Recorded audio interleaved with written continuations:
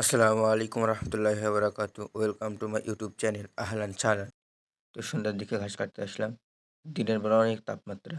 তো তাপমাত্রার কারণে ঘাস কাটতে পারি নাই। তো সন্ধ্যার দিকে আসলাম গরম নামে ঘাস কাটতে। মাশাআল্লাহ অনেক সুন্দর ঘাস হয়েছে। তো আলহামদুলিল্লাহ। তো এই ঘাসটি আমাদের বোনা না, এই ঘাসটি হলো আপনার হলো এমনিতে হওয়া। তো ঘাস কাটার মানে ঘাস ভালোভাবে কেটে নিচ্ছি যেন অবশিষ্ট না থাকে। কারণ এরপরে আর কাটতে পারবো না। এরপরে এই জমিতে আমরা হলো ধান রোপণ করব। তো সুন্দর করে ঘাস কেটে নিলাম আলহামদুলিল্লাহ। তো ঘাস কেটে নেওয়ার পরে আমরা হলো বস্তা প্যাকেট করব বা প্যাকেজিং কাজ করব। তো বস্তা প্যাকেট করছি আর ভাবছি আসলে এত তাপমাত্রায় মানুষ কিভাবে কাজ করে?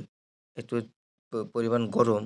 তো গরমের কারণে আমি দিনের সময় আসতে পারি নাই বা সকালে। তো সন্ধ্যার দিকে আসলাম যেন একটু আবহাওয়া নরমে থাকে।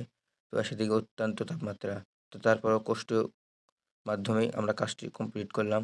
মানে অনেক চেষ্টা করেছি যে তাড়াতাড়ি যেন বাড়িতে যেতে পারি।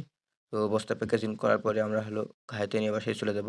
তো বাসায় এসে দেখি আমার বড় গরু অনেক পরিমাণ ছটফট করছে গরমে। তো ছটফট করার কারণে গরুর গাটি ধুয়ে দিলাম ভালোভাবে। ধুয়ে দেওয়ার পরে আমার শখের ছাগলকে খাবার দিব এখন। তো ঘাস যেগুলো তুলে নিয়ে এসেছি ওই ঘাস থেকে একটু ঘাস বেছে নিচ্ছি। যেগুলো ছোট, ছোট ভালো যেগুলো। তো বেছে নেওয়ার পরে মানে যেখানে ছাগলকে খাবার দিই মানে শখের ছাগলকে ওই ঝাঁকা আমি শিখে টাগিয়ে রাখছি মানে খাবার পাত্র ওটাই বানাইছি। তো ওখানে ঘাস দেওয়ার পরে আমি খামারে চলে গেলাম। তো খামার থেকে ছাগল বাঁধা ছিল ওখান থেকে নিয়ে আসলাম। মাশাআল্লাহ অনেক সুন্দর ছাগল হইছে। তো এই ছাগল দুটি কিনা আমার হলো শখ করে পালন করার জন্য। তো মাশাআল্লাহ অনেক সুন্দর ছাগলের গ্রোথ হইছে।